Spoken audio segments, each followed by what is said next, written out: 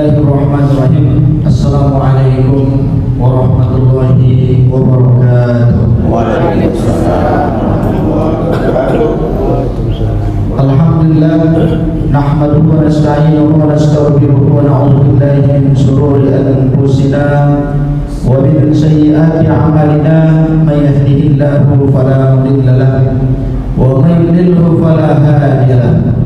Asyhadu an la ilaha illallah al-malikul haqqul mubin wa asyhadu anna Muhammadar Rasulullah shadiqul wa'dil amin. Subhanaka la ilma lana illa ma 'allamtana innaka antal alimul hakim. Hasbunallahu wa ni'mal wakil, ni'mal maula wa ni'man nasir. La haula wa la quwwata illa billahil 'aliyyil 'azim. Allahumma faqihna fid-din wa 'allimna at-ta'wil warzuqna fahman nabiyyin wal mursalin bi rahmatika ya arhamar rahimin. Bersyukur kita kepada Allah dengan mengucapkan alhamdulillahilladzi ahyana ba'dama amatana wa ilaihi nusur.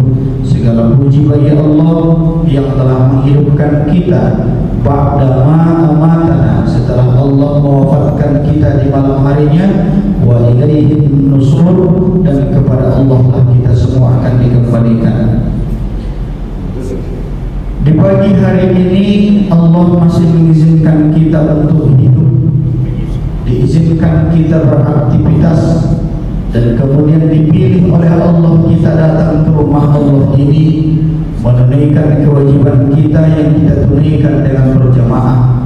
Mudah-mudahan setiap amal yang telah kita tunaikan ini diterima oleh Allah Subhanahu wa ta'ala.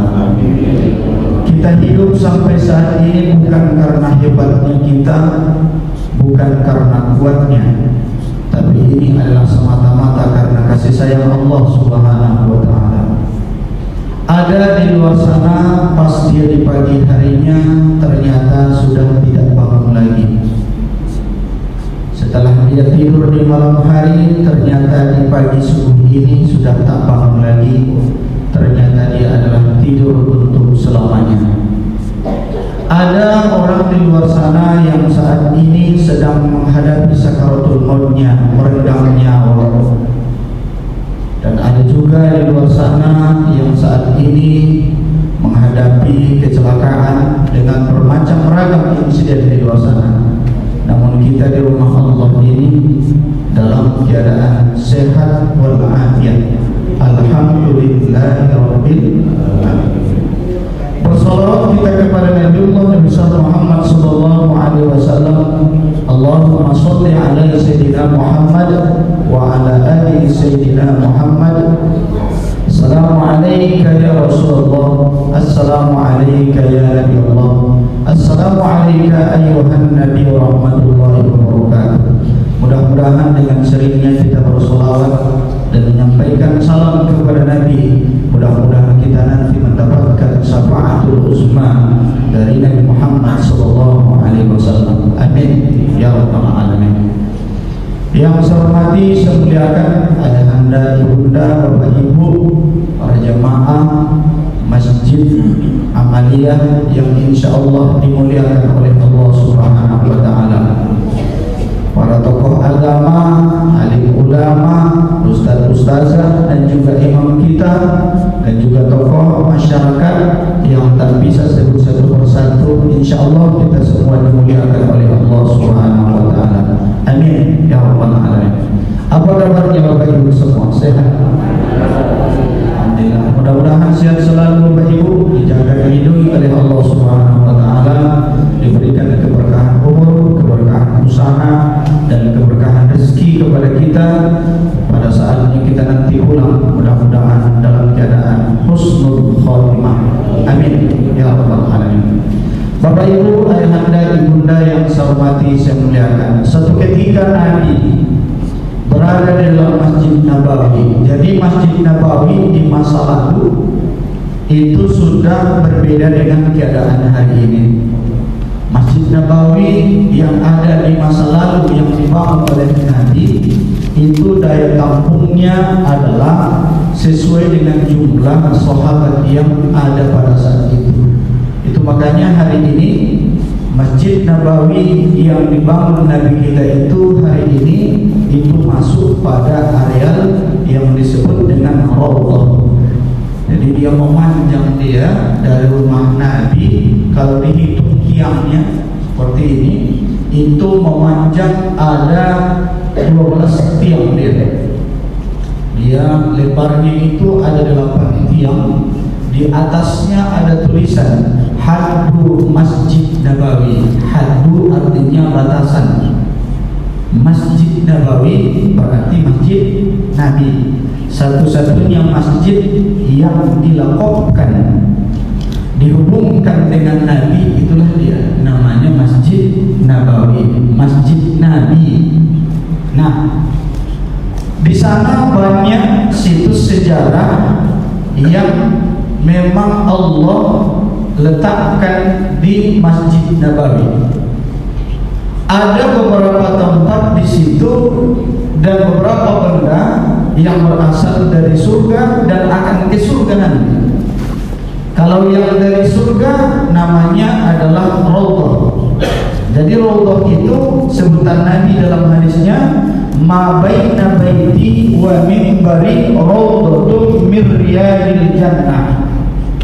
Tempat di antara rumahku, kata Nabi. Mana rumah Nabi? Di mana Nabi dikuburkan, dimakamkan, dari situ ditarik garis lurus sampailah wa minbari. Mimbar artinya adalah tempat Nabi berkhutbah. Raudhah itu adalah taman.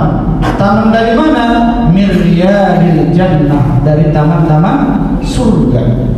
Maka orang-orang yang ada yang sampai ke tempat itu doanya diijabah. Kan ada 4 Bapak Ibu di bumi ini yang langsung dia bertautan, yang bersambung, yang connect dengan langit, ada 4. Di mana 4 tempat ini ketika dia berdoa langsung diijabah oleh Allah.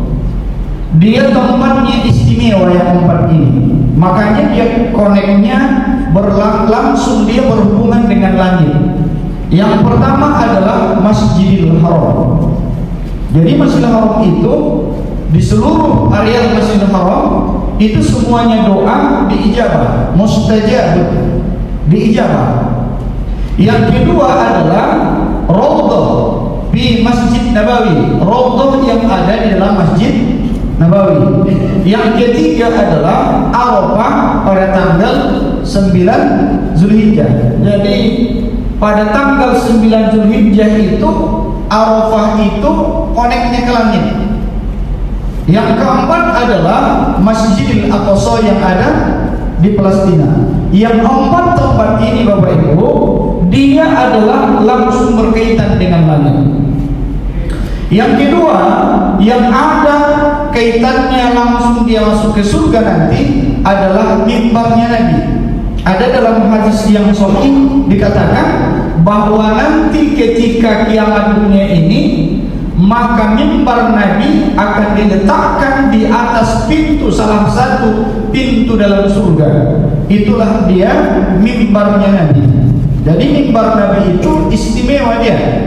Makanya orang-orang yang tahu tentang ini, apa yang dilakukannya? Dia mengusapnya, dia memegangnya. Itu bukan bid'ah dan bukan syirik. Kenapa? Karena kecintaan kita kepada Nabi. Karena disitulah Nabi dulu berkhutbah. Kan ada 2 tempat Nabi berkhutbah Bapak Ibu. Yang pertama kali adalah tempat Nabi bersandar, namanya tiang Mu'allaqah, yaitu batang kurma. Disitulah Nabi berkhutbah dulu. Tapi para sahabat melihat itu kasihan melihat Nabi, dibangunkanlah satu tempat berkhutbah yang sampai hari ini itulah mimbar Nabi Muhammad sallallahu alaihi wasallam. Nah, ketika Nabi berada di tempat itu Bapak Ibu, lalu Nabi dihampiri oleh malaikat Jibril alaihissalam. Ini Nabi dengan Jibril alaihissalam, dua-duanya makhluk yang istimewa dia. Kalau Jibril alaihissalam adalah Sayyidul Malaikah, pemimpin semua para malaikat.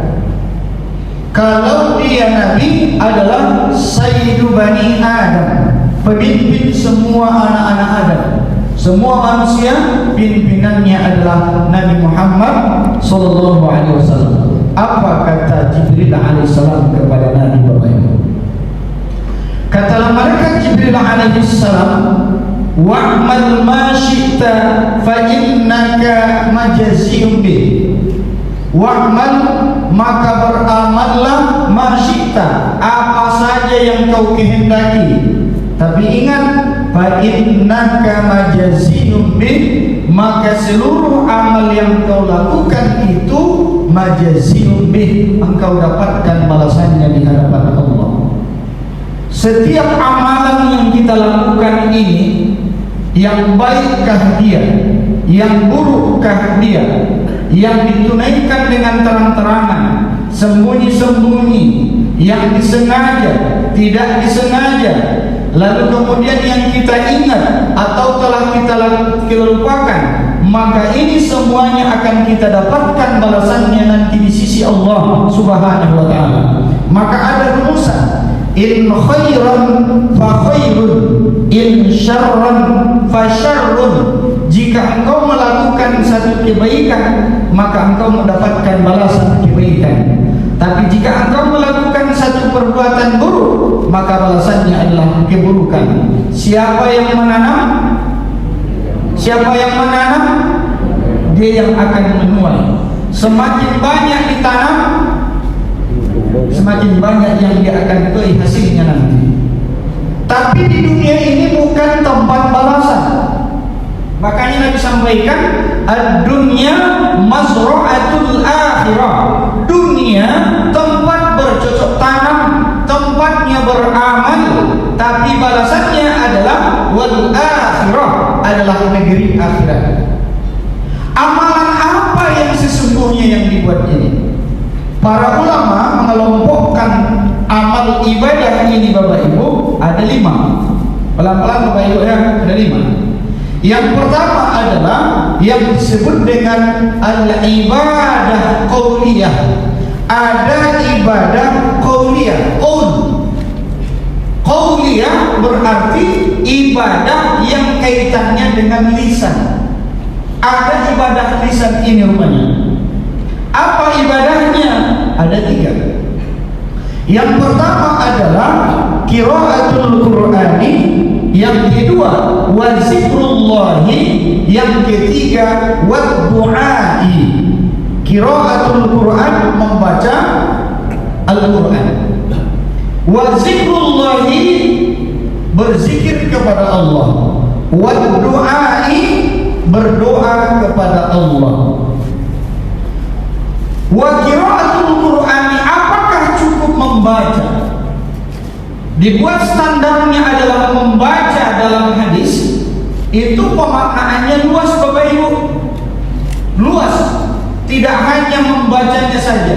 Makanya setiap yang berinteraksi dengan Al-Quran mulia dia. Asal dia ada berkaitan dengan Al-Quran mulia. Contoh, semulia-mulia bulan apa? Bulan Ramadan. Kenapa? Di Ramadan lah turunnya Al-Quran. Semulia-mulianya malam yang Allah ciptakan, malam apa? Malam. Kenapa?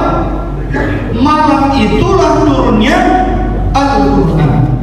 Semulia-mulianya Nabi dan Rasul siapa? Nabi Muhammad sallallahu alaihi wasallam. Kenapa? Nabi yang menerima itu. Semulia-mulianya tempat di alam semesta ini apa? Makkah dan kenapa? Karena di 2 tempat inilah turunnya Al-Quran. Maka kan nanti kita kenal ada namanya suratul Makkiyah dan ada namanya suratul Madaniyah. Semua yang berinteraksi dengan Al-Quran pasti mulia. Jadi tempat turunnya wahyu yang pertama yaitu surah Al-Alaq ayat 1 sampai 5 itu Bapak Ibu. Itu nama tempatnya adalah Jabal Nur. Di bawahnya lebih kurang 20 meter ke bawah namanya Gua Hiro. Di puncaknya itu namanya Jabal Nur. Kalau ke Jabal Nur itu alhamdulillah dengan izin Allah saya sampai ke atas itu lebih kurang 15 kali saya ke atas. Naik ke atas. Tidak seperti hari ini Bapak Ibu. Hari ini kan sudah dibuat jalan.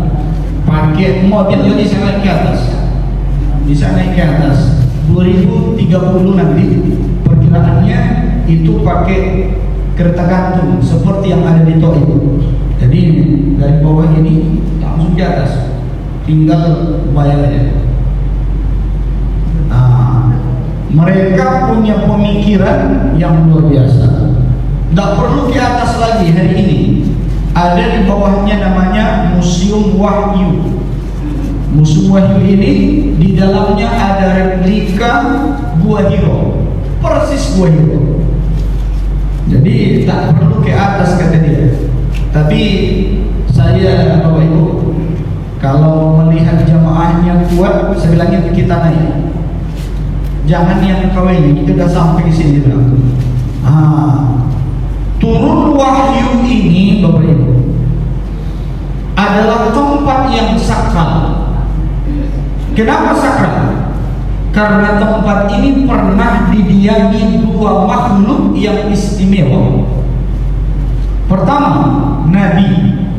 Berapa lama Nabi di situ Bapak Ibu? 4 tahun.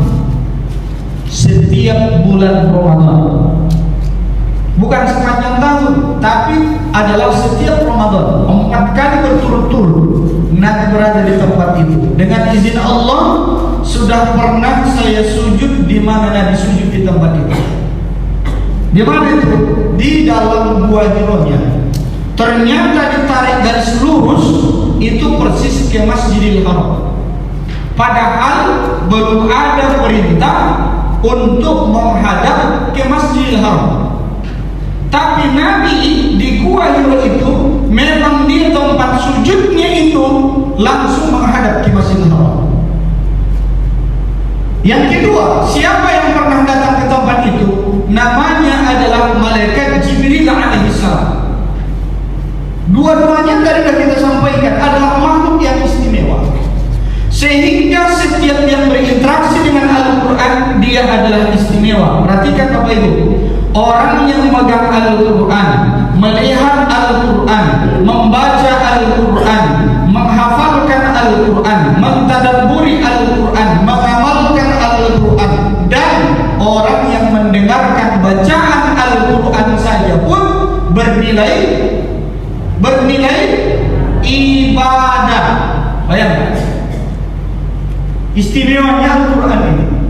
Dimanapun dia dibaca turun keberkahan. Apa kata Al-Quran? Wa anzalal Qur'ana mubarak. Dan setiap dibacakan Al-Quran, di mana turunnya Al-Quran, di mana dia berinteraksi dengan Al-Quran, mubarak, turun keberkahan. Itu makanya kalau mau berkah rumah kita, bacakan Al-Quran. Mau berkah usahanya, bacakan Al-Quran, turun keberkahan. Sedikit cerita tentang keberkahan Al-Quran ini Bapak Ibu. Lebih kurang 4 tahun yang lalu kita membangun namanya adalah Pondok Tahfiz Hamalatul Quran. Itu beralamat di Palas, Rumbai Palas, setelah kantor camat sebelum TPU. Sebelah kiri namanya Jalan Tengku Maharatu. Ada tanah di sana yang sudah dikapling-kapling itu lebih kurang 2 hektar. Dari kapling-kaplingnya, satu kaplingnya ukurannya 10 kali 15, 10 kali 15.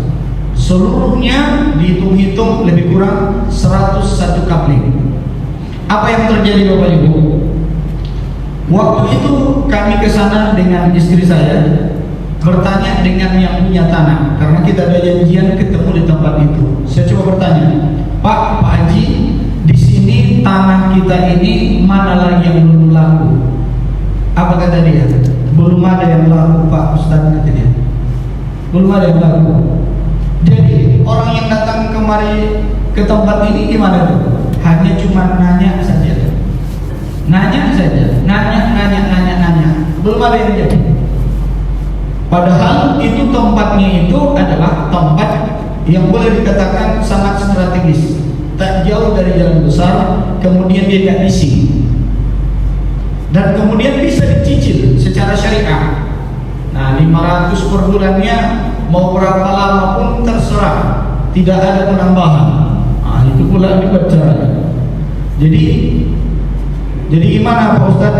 Saya pengen buat apa di sini Pak Haji, buat pondok tahdis. Lihatlah mau di mana dibuat. Saya tunjuklah di sudut sana aja Pak Haji. Tunjuk situ, kami lihat itu. Ini ada 4 kapling. Berarti isinya volumenya semuanya adalah 600 meter persegi panjang. Lalu kemudian kita DP. Waktu itu kita DP lah 5 juta. Tak lama kemudian kita ajak tukang ke sana untuk membuat ukurannya, dan akan dimulai pembangunannya, mulai dari fondasi. Tahu tidak Bapak Ibu? Dalam kurun waktu tak sampai 1 bulan itu tanah seluruhnya laku semua.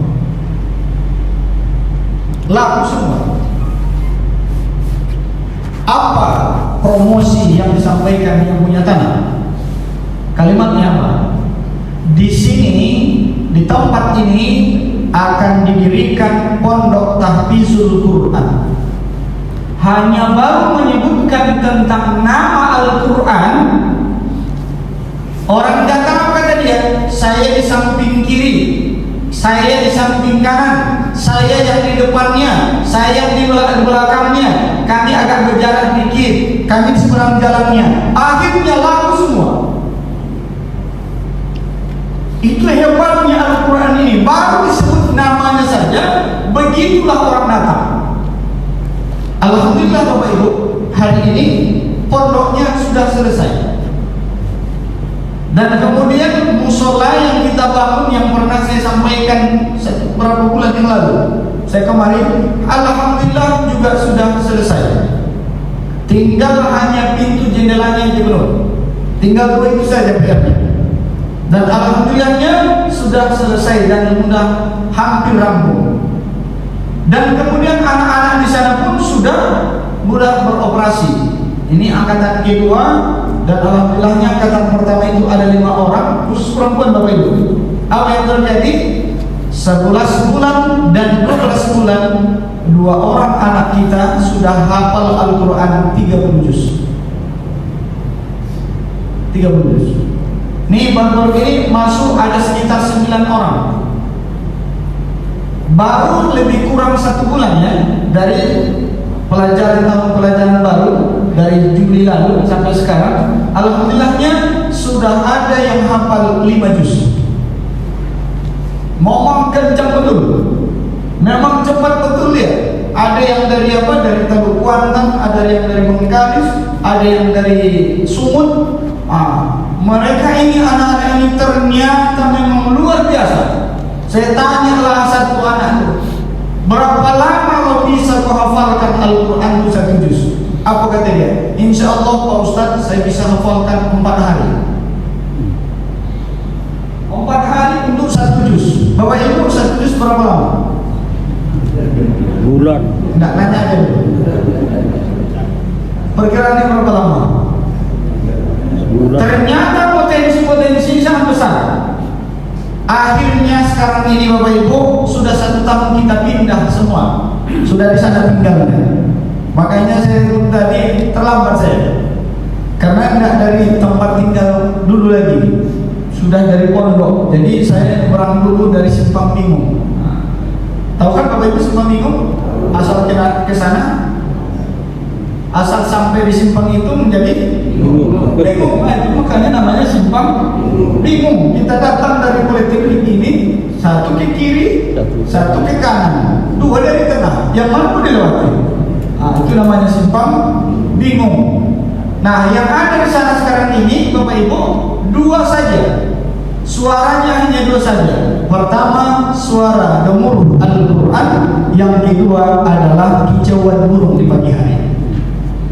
Alhamdulillah, memang nikmat luar biasa. Anak-anak tuh duduk entah di mana-mana dia. Nanti setorannya dia, nanti dia apa nih, dia ustazahnya. Luar biasa.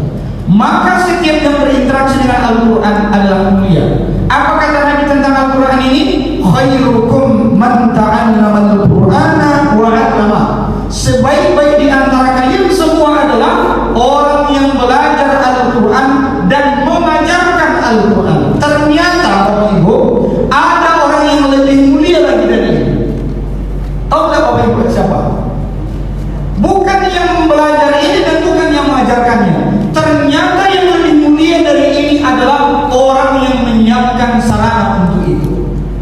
Kenapa? Dapat dia dua-duanya. Kalau tak ada yang menyiapkan tempatnya, gimana mau belajar? Bagaimana untuk mengajar? Tapi orang yang menyiapkan ini adalah lebih mulia dia dari semuanya ini. Sehingga semua nilai ibadahnya dan nilai pahalanya mengalirlah semuanya kepada orang-orang yang menyiapkan ini. Pas waktu tahun lalu Bapak Ibu kita resmikan pondok tahfiz ini 1 tahun lalu kemudian Bapak Ibu adalah ibu-ibu. Ibu-ibu ini setiap pengajian selalu dia karena sekali sebulan menyerahkan uang infak seluruhnya. Digulung-gulungnya 22.000 tiap pagi mungkin dia banyak. Jadi sekali sebulan saya datang ke pengajian, datanglah ibu tuh, diikatnya pakai karet. Pak Ustaz, ini maksudnya agak banyak Pak Ustaz. Saya sampaikanlah ibu, yang kemarin Bunda telah mengumpulkan uangnya 22.000 itu, sekarang itu bangunannya menangis dari itu. Sudah menjadi bangunan. Jadi harta ibu itu itulah dia sebenarnya. Menangis dia.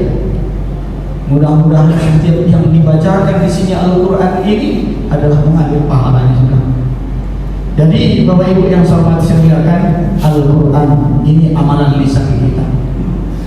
Yang kedua adalah wazikrullahi, berzikir kepada Allah. Orang ahli zikir ini disebutkan dalam kitab Daqaiqul Akhbar fi Zikril Jannati wan Nar bahwa nasibnya nanti dalam kubur ini ternyata ada 4 Bapak Ibu. Orang-orang yang dimasukkan ke dalam liang lahatnya sampai kiamat dunia ini ada 4 model ya. Model pertama, ada manusia yang dimasukkan ke liang lahatnya hancur habis. Yang tersisa cuma 2. Pertama tengkoraknya, yang kedua tulang belulangnya. Itu saja yang tersisa. Yang kedua, ada orang yang dimasukkan ke liang kuburnya sampailah kiamat dunia ini utuh dia, tapi badannya mengering. Yang ketiga, ada yang dimasukkan ke dalam liang kuburnya utuh dia Bapak Ibu, tapi 2 yang berubah dengan dia. Pertama, tambah lebat rambutnya. Yang kedua, tambah panjang kukunya. Dan yang keempat yang teristimewa, apa yang terjadi? Ada yang dikuburkan, seketika dia dikuburkan hilang, tak ada nampaknya, hilang dia. Kemanakah ditempatkan? Jawabannya wallahu a'lam. Sebagaimana Allah menghilangkan jasad daripada ashabul kahfi, tidak ada jasadnya. Kemana dia? Wallahu a'lam. Maka orang-orang ahli zikir ini, orang-orang ahli zikir ini disebutkan dalam Al-Quran. Apa kata Al-Quran? Alladzina yadhkuruna Allaha qiyaman wa qu'udan wa 'ala junubihim.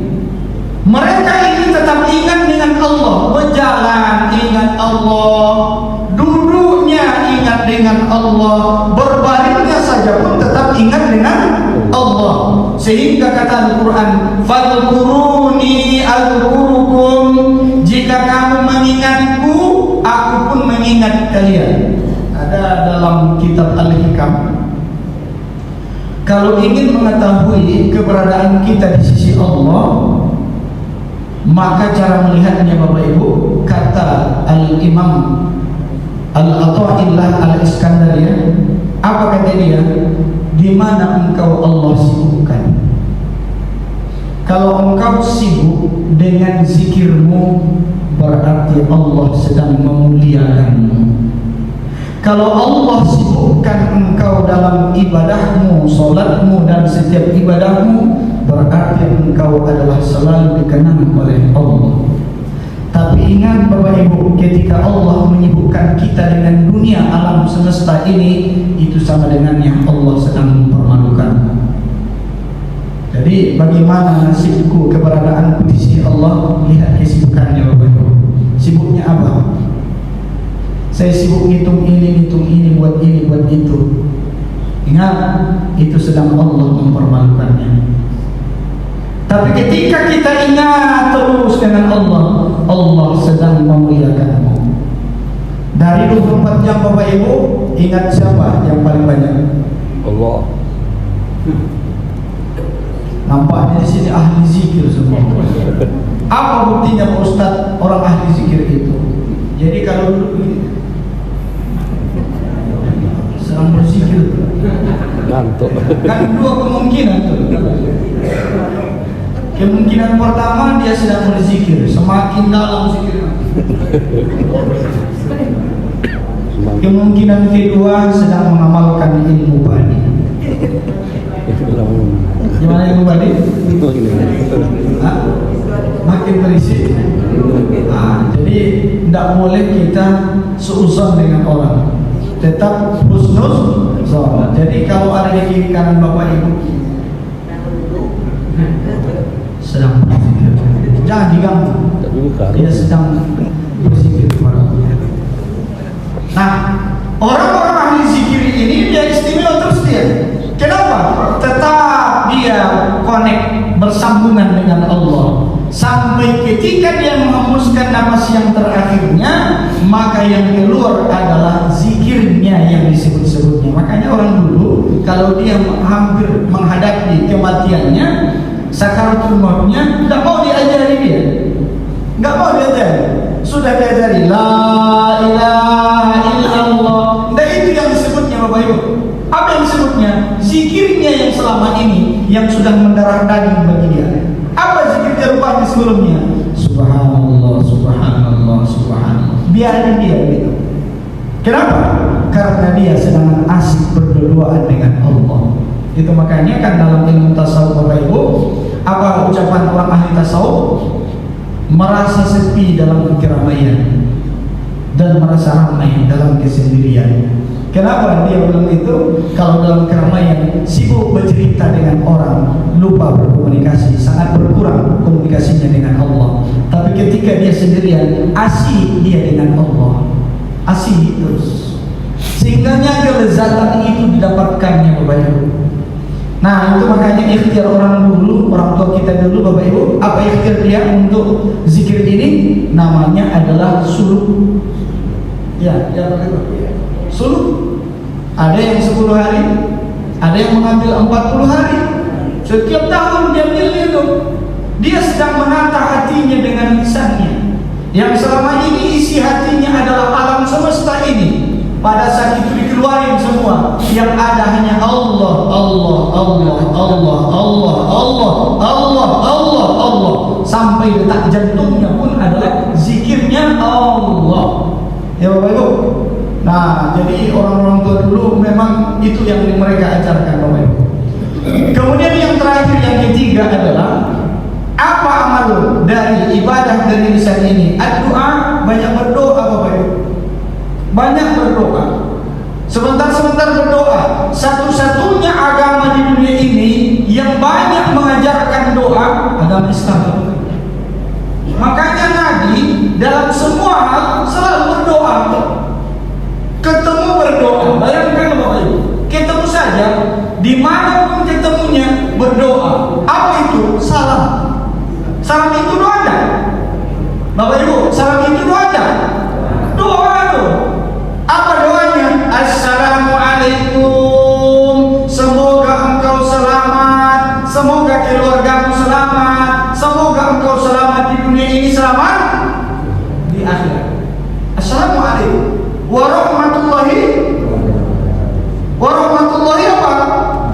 Dan semoga Allah mencurahkan rahmat kasih sayang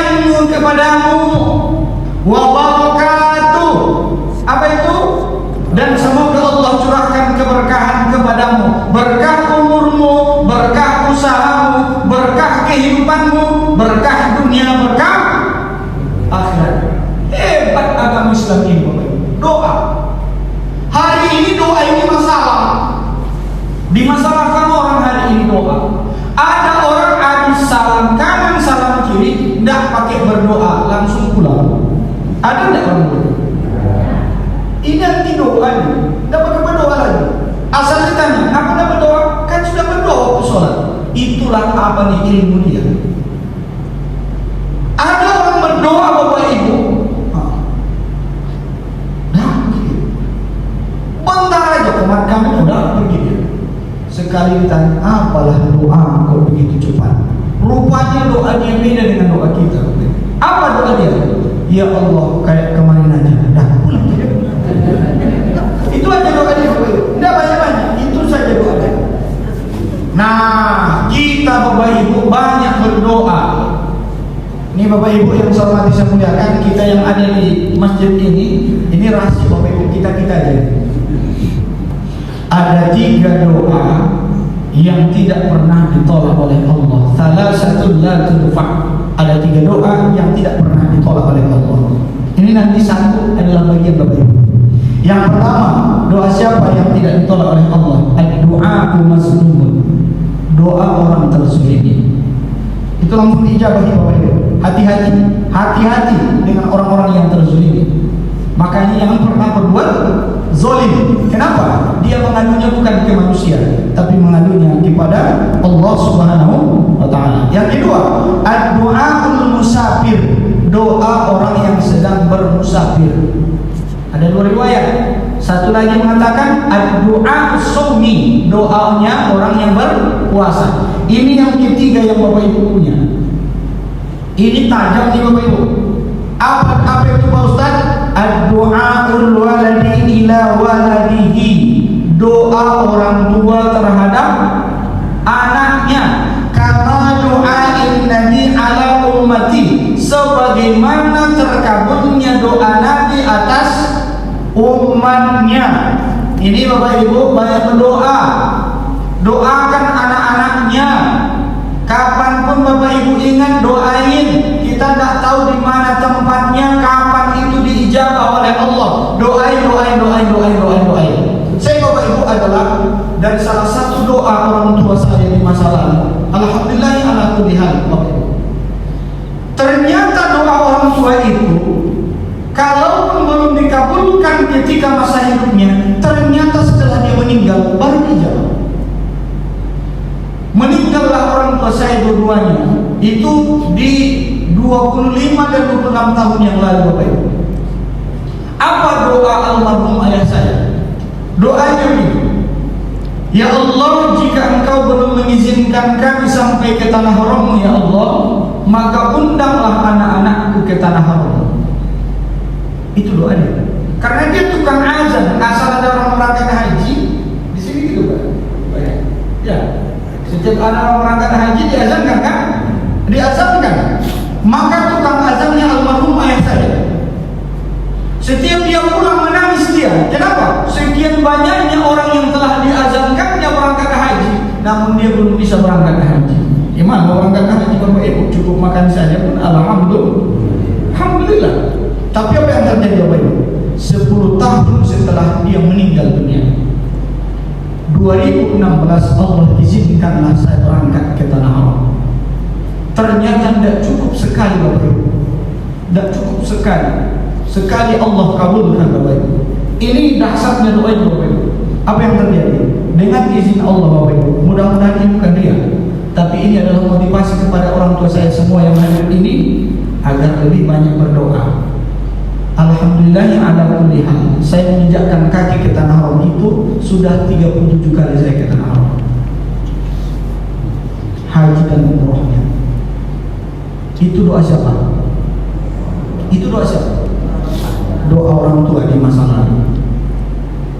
Itu makanya sampai saya di depan Ka'bah selalu saya meneteskan air mata. Ya Allah, jadikanlah mataku ini wakil dari mata ayahku dan ibundaku di masa lalu yang belum pernah sampai ke tempat ini. Ya Allah, setiap kebaikan yang dilakukan di tanah haram ini, ya Allah, sampaikan kebaikan itu kepada ayah dan ibundaku dalam kubur. Kenapa? Mereka tak sampai ke sana, Bapak Ibu. Makanya Bapak Ibu semuanya, berdoalah kepada Allah, adukan kepada Allah semuanya.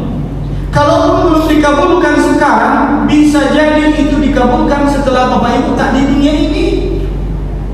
Bisa jadi, tidak menutup kemungkinan. Kalaupun tidak didapatkan oleh anak kita, bisa jadi doa itu adalah nanti pada keturunan berikutnya. Itu makanya Nabiullah Ibrahim alaihissalam setiap berdoa dalam Al-Quran sering menyebutkan wa min zurriyati, dan anak keturunanku. Tak dapat di anak, cucu.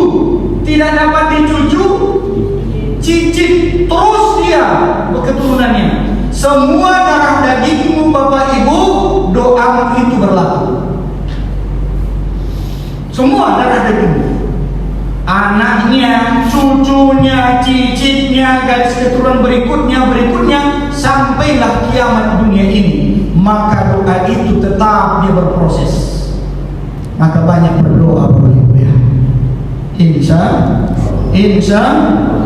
Allah. Kadang-kadang kita kan Bapak Ibu berdoa tapi tak yakin.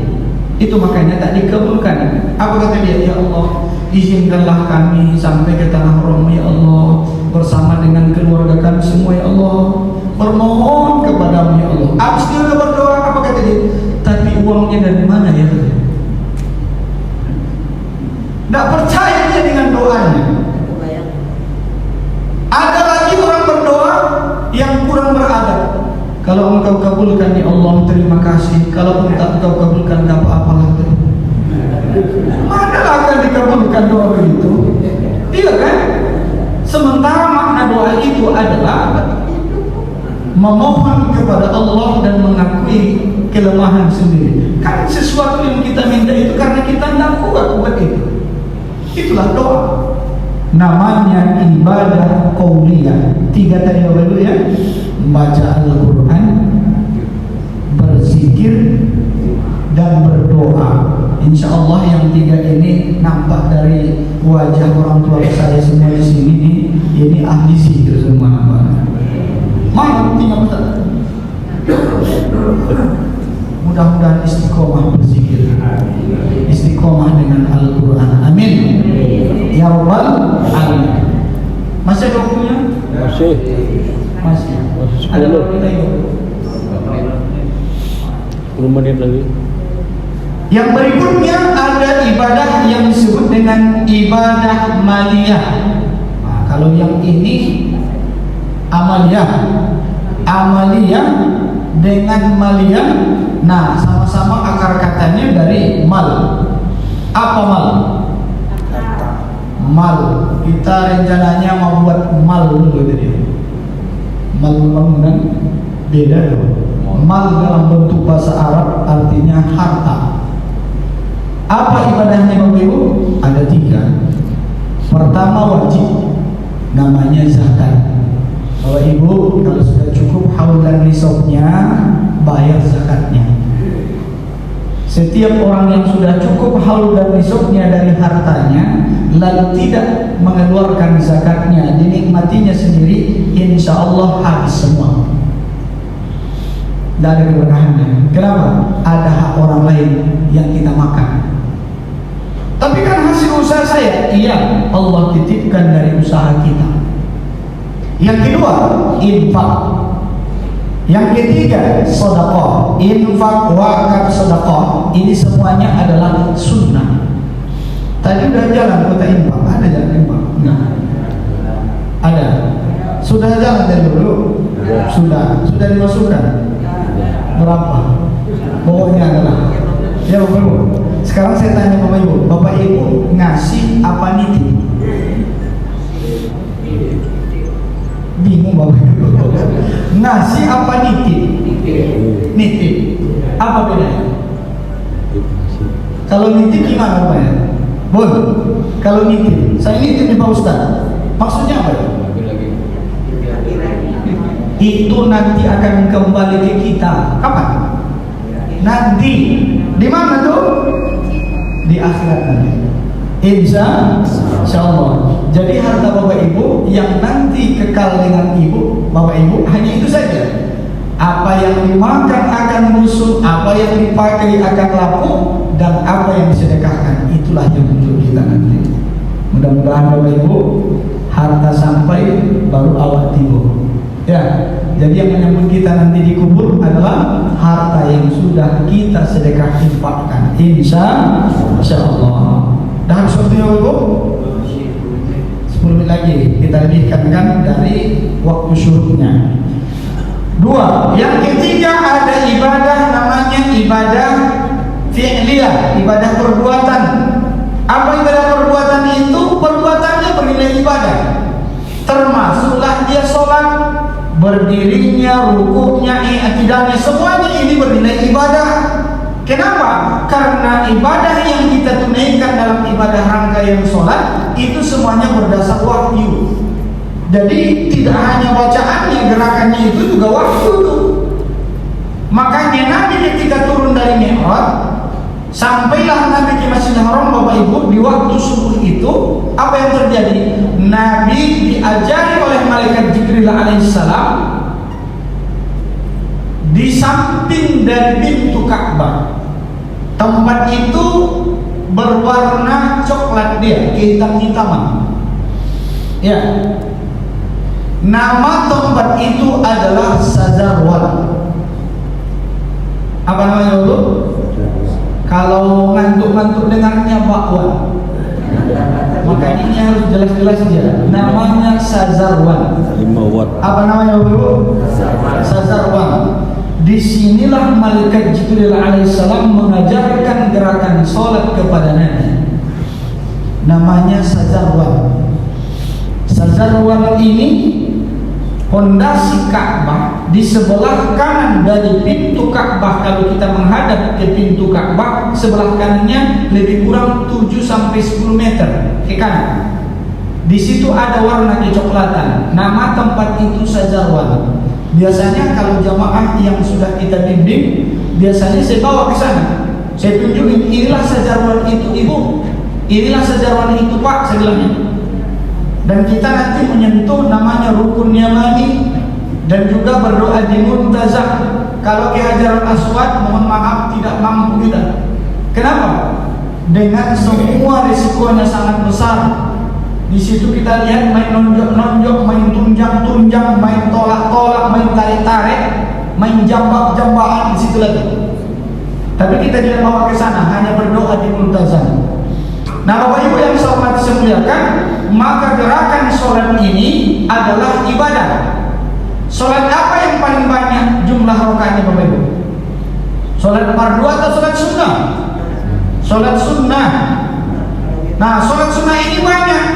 Ada yang malam hari saja, ada yang pagi hari, ada yang setelah sholat dan sebelum sholat. Kalau sholat fardu ini kan cuma 5 waktu: subuh, zuhur, asar, maghrib, isya. Ada sholat yang mutlak, ghairu mutlak, ada muakkad, ghairu muakkad, ada sholat sunnah yang tidak terikat dengan waktu. Apa contohnya? Sholat sunnah tahiyatul masjid. Asal ke masjid kapanpun waktunya boleh sholat. Saya Pak Ustaz datang ke masjid ba'da asar, boleh tak sholat tahiyatul masjid? Boleh.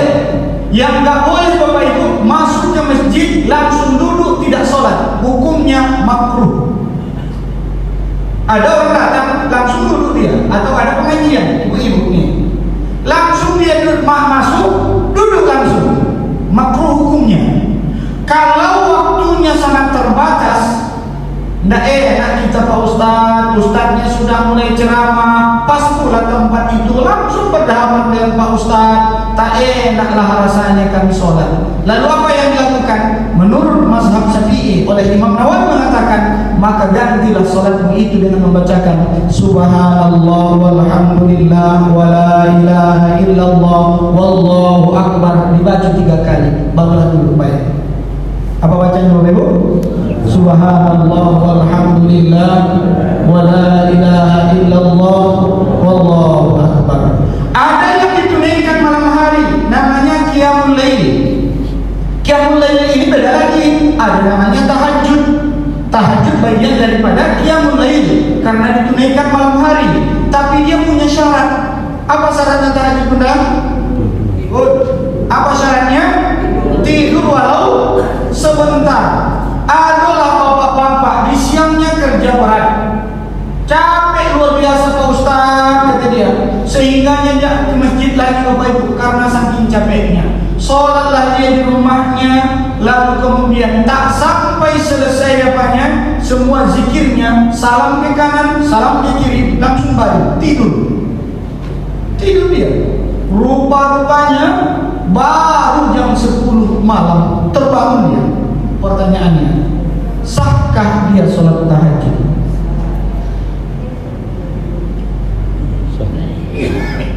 Bingung. Sahkah dia sholat tahajud? Tidak sah Pak. Belum berwudu dia. Kan pertanyaannya sahkah dia sholat tahajud?